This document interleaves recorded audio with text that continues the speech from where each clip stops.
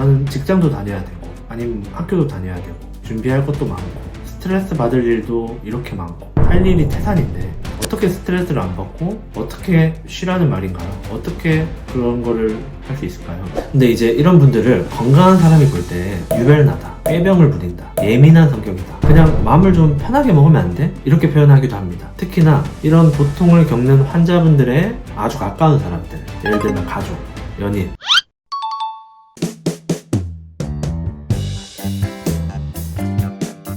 안녕하세요. 몸과 마음이 무너져가는 당신을 위한 자율신경계 사용 설명서를 쓴 한의사 김찬입니다. 저는 부산에서 한의원 운영하고 있고 자율신경계 이상과 밀접한 연관이 있는 여러 질환들을 좀 중점적으로 진료하고 있습니다. 이 책에서도 그런 질환들을 하나하나 자세히 다뤘는데 이제 자율신경 실조증, 불안장애, 공황장애, 두통, 어지러움, 소화불량, 과민성 대장증후군, 불면증, 만성피로, 브레인포그 이런 질환들이 여기에 해당합니다. 이제 한의사로 일하다 보면 진료실에서 많은 분들을 만나면서 온갖 검사에서는 이상이 없는데 저는 너무 괴로워요 라고 말하는 분들이 굉장히 많다는 걸 느꼈습니다. 이 책은 그런 분들에게 당신이 그렇게 괴로운 거는 단순히 성격적인 문제가 아니라 검사상에서는 나타나지 않지만 우리 몸의 조절 시스템이 흔들린 결과다 라는 이야기를 전하고 싶어서 출간하게 되었습니다. 몸과 마음의 증상을 따로 나눠서 보지 않고 자율신경계라는 연결고리를 통해 이해해보자는 제안이기도 합니다.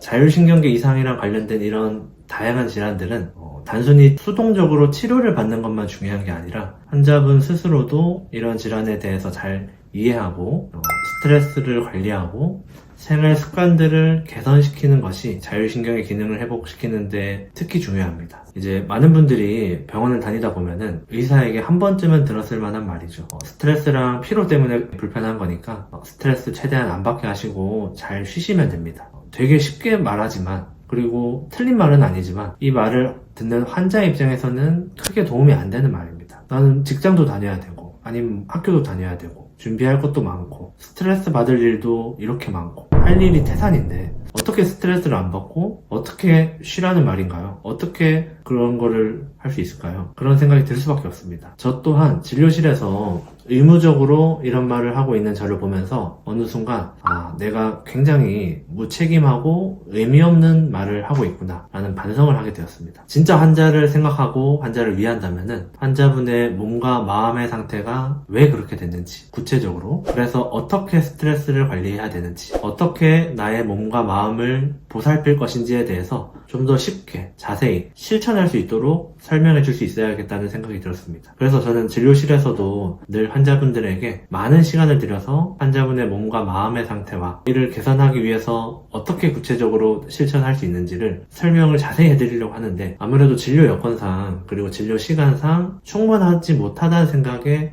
아쉬울 때가 많습니다. 그래서 그런 내용들을 하나하나 환자분들마다 맞게 정리해서 편지처럼 출력을 해서 드리기도 하는데 이런 것들을 모여서 쌓이다 보니까 자료가 많이 쌓여서 책 한 권으로 출간할 만한 분량이 나오게 되었습니다. 2017년에는 제가 몸과 마음을 잘 다스리고 잘 쉬는 법에 대해서 정리한 휴식 수업이라는 책을 출간하기도 했는데요. 잘 쉬고 몸과 마음을 돌아보며 질병을 예방하는 법에 대해서 건강한 사람도 포함한 모든 현대인들에게 전하는 메시지였다면 이번 책은 이미 구체적인 불편과 아픔이 있는 환자분들을 대상으로 왜 내 몸과 마음의 상태가 이렇게 됐는지 어떻게 이를 실질적으로 다스릴지에 대해서 자세히 담으려고 노력했습니다.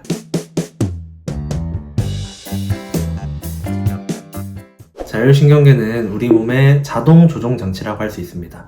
의식하지 않아도 심장 박동, 호흡, 소화기의 운동, 땀 분비 같은 전신의 활동들을 알아서 조절합니다. 예를 들어서 제가 손을 들어서 물건을 줍는다. 이거는 제가 의도를 가지고 하는 거죠. 제가 직접 조절할 수 있는 신체 활동입니다. 이거는 체성신경계라고 하는 게 작용하고요. 반대로 자율신경계는 내가 의도를 하거나 직접 조절할 수 있지 않습니다. 내가 밥을 먹었으니까 이거를 소화시키기 위해서 위장을 움직여야지 하고 의식적으로 위장을 움직이지 않습니다. 지금 위험한 상황이니까 심장을 빨리 뛰게 해서 잘 도망갈 수 있게 해야겠다. 이렇게 내 맘대로 심장 박동을 조절할 수 있는 사람도 없습니다. 이런 것들의 조절은 자율신경계가 알아서 잘 해야 됩니다.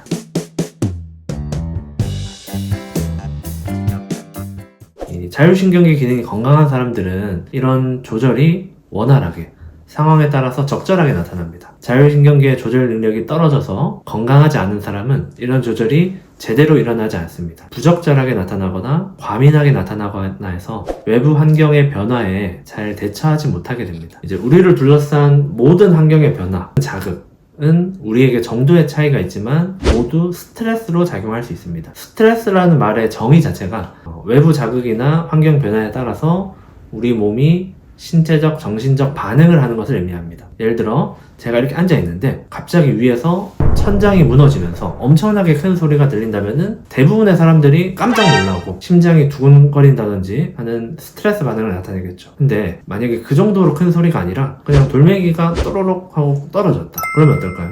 대부분의 건강한 사람들은 별로 놀라지도 않고 큰 스트레스 반응을 나타내지 않겠죠. 근데 자율신경계 조절 능력이 떨어지는 사람은 이런 자극에도 화들짝 놀라면서 신체적, 정신적으로 크게 반응할 수도 있겠죠. 이렇게 자율신경계 조절 능력은 외부 환경의 변화나 자극에 대처하는 우리 몸의 능력과 관련이 있습니다. 그래서 달리 말한다면 자율신경계 기능이 좋은 사람은 스트레스에 대한 적응력이 좋다, 저항 능력이 좋다 이렇게 표현할 수 있습니다. 반대로 자율신경계 기능이 좋지 못한 사람은 우리를 둘러싼 대부분의 스트레스에 대해서 적응력과 저항 능력이 떨어진다고 할 수 있습니다.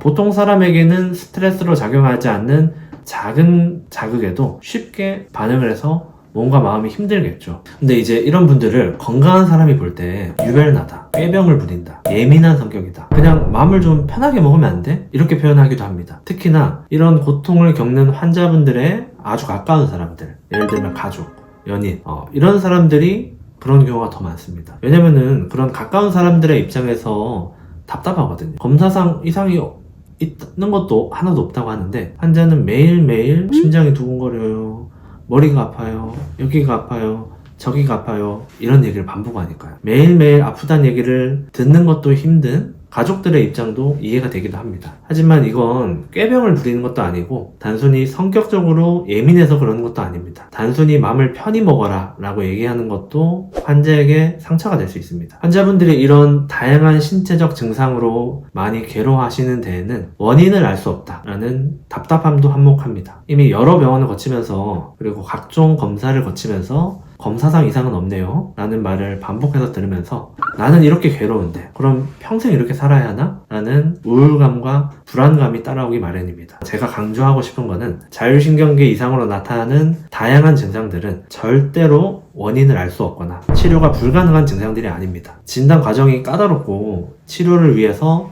몸과 마음의 상태를 꼼꼼히 살펴야 하기 때문에 어려움이 있는 것 뿐입니다. 명확한 원인이 있는 것이고 치료 방향도 명확하고 적절한 생활 관리를 위해서 반드시 지금보다 호전될 수 있습니다.